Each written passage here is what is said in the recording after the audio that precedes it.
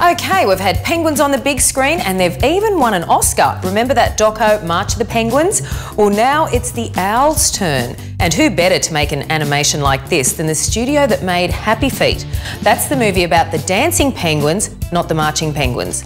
So the owl movie is called Legend of the Guardians, and a lot of the owls have Aussie accents. You'll hear Jeffrey Rush, Abby Cornish, David Wenham, Hugo Weaving, the list goes on. Sal Morgan interviewed some of them in LA, and Alicia Malone landed a few here in Australia on the red welcome mat at the premiere. Legend tells of a band of noble guardians, sworn to vanquish evil and to save our kingdom. But they remain lost in the mists of Garhul, hidden to all but those who believe.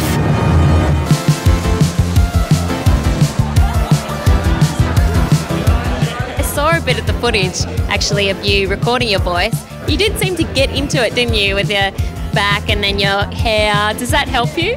Well, the hair was accidental, I got to say. I didn't sort of purposely have bad hair. No, I did get into it. I loved it. I got to say, it reminded me of when I used to do radio plays where your imagination could just let fly. So you didn't do anything to try and get into character that way? Well, my easel rib, who's a sort of funny little crusty old molting academic ex-warrior, I thinned out my hair for the role.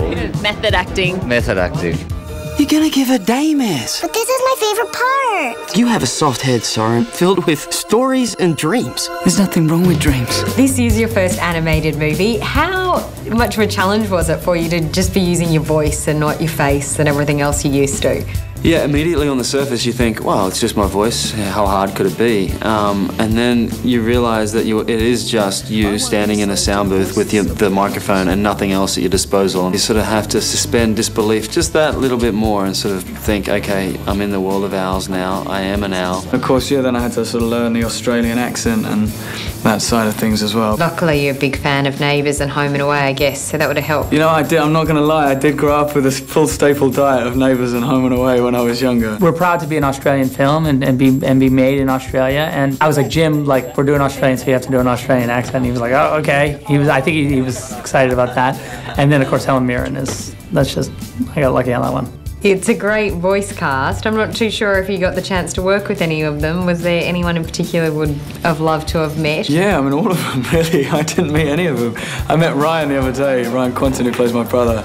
But yeah, Helen Mirren, of course, you know, to be in a film with her. Jeffrey Rush, all of those guys. We're flying! Does it feel the way you thought it would? No, feels much better.